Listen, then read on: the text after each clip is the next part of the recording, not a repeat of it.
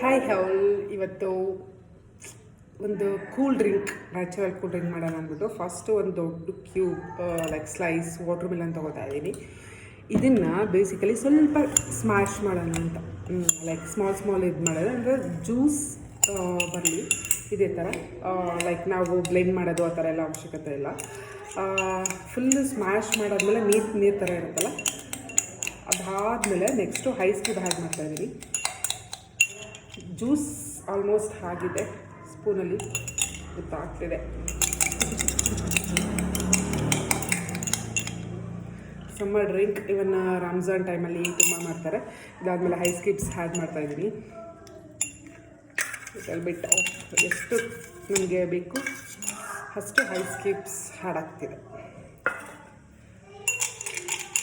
First ice cube ಹಾಕಿದ್ರೆ ಚಿಲ್ಡಾಗಿ ಇರುತ್ತೆ, ಲೈಕ್ ಸ್ವಲ್ಪ ಮೆಲ್ಟಾಗಿ. ಸೊ 1 ಗ್ಲಾಸ್ ಹಾಲು. ದೆನ್ ಶುಗರ್ ಬೇಕಾದರೆ ಸ್ವಲ್ಪ ಹಾಕೊಬೇಕು, ಸ್ಕಿಪ್ ಮಾಡ್ಬೋದು. ನಾನು ಲೈಟಾಗಿ ಹಾಕೊತಾ ಇದ್ದೆ. And small cubes again water melon.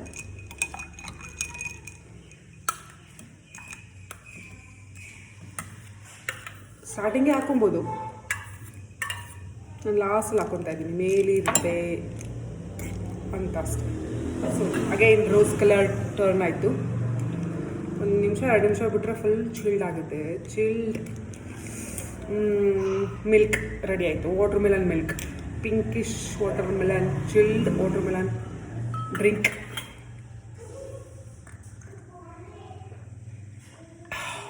It's really good actually. You can use the spoon.